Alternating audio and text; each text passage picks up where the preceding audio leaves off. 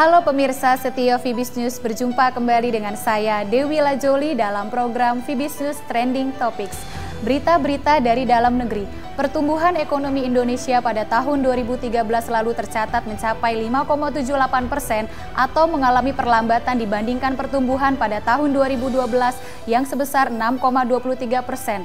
Melambatnya ekspor akibat kondisi ekonomi global yang dipenuhi ketidakpastian merupakan salah satu faktor yang menyebabkan melambatnya ekonomi di tahun 2013 tersebut. Akhirnya OJK secara resmi meluncurkan Roadmap Good Corporate Governance. Diharapkan Roadmap GCG ini dapat digunakan sebagai referensi utama dalam melakukan perbaikan praktek dan regulasi tata kelola yang baik bagi perusahaan di Indonesia secara komprehensif, khususnya untuk emiten dan perusahaan publik sekaligus menyongsong masyarakat ekonomi ASEAN di tahun 2014. PT XL Axiata Tbk dalam rencana akuisisinya terhadap Axis akan mengembalikan jaringan 3G sebesar 10 MHz milik Axis kepada pemerintah. Sementara Axis hingga saat ini tercatat menggunakan spektrum 25 MHz, di mana 15 MHz untuk 2G dan 10 MHz untuk 3G. Dengan demikian, setelah akuisisi ini, XL hanya akan mendapat 15 MHz pada spektrum 2G.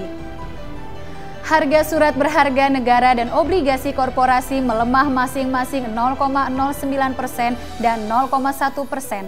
Adapun volume perdagangan SBN tercatat mengecil ke 7,04 triliun rupiah pada Selasa kemarin dari sehari sebelumnya sebesar 7,11 triliun rupiah.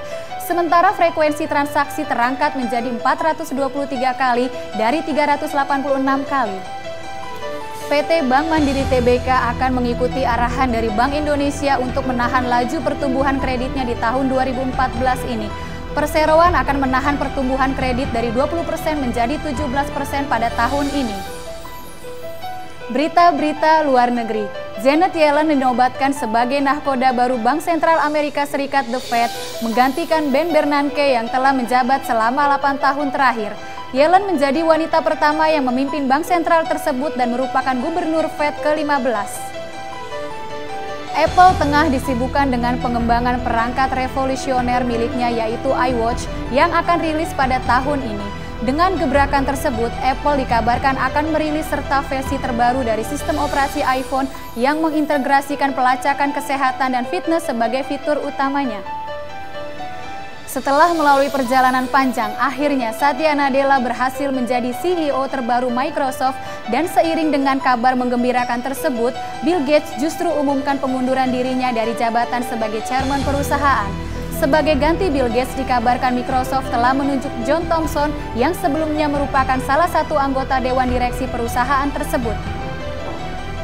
Jumlah izin bangunan yang dikeluarkan pemerintah Australia pada bulan Desember menurun sesuai dengan yang dilaporkan Biro Statistik Negeri Kangguru tersebut, bahwa perizinan yang dikeluarkan turun 2,9% setelah 2 bulan berturut sebelumnya selalu menurun. Jumlah ini melampaui perkiraan untuk kontraksi 0,5%, melanjutkan penurunan 1,5% pada November 2013. Berita terakhir. Badai salju besar di Amerika Serikat pada bulan Januari lalu telah mengacaukan penjualan mobil di Amerika Serikat dengan total penjualan mobil di Amerika Serikat turun 3,1% dibandingkan dengan Januari 2013.